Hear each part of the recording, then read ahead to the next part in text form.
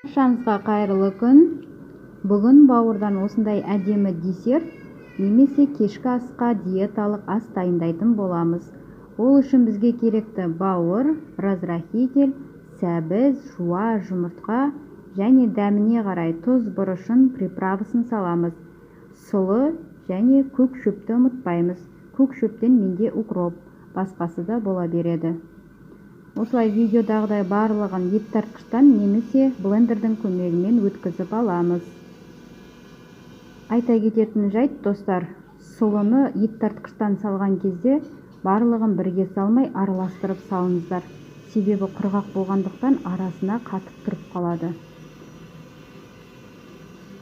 Барлығын біркелкі етіп осылай өткізіп аламыз.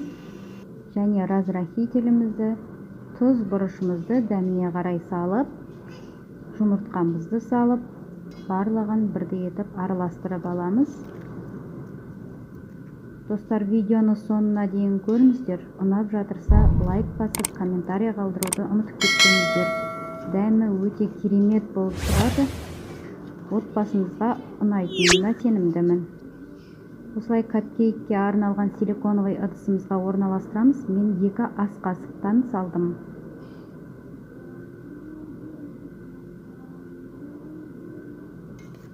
Менде осындай 2 түрлісі, және де үстіне ірімшік салдым. Ол міндетті емес, болмаса да өте әдемі болып шығады.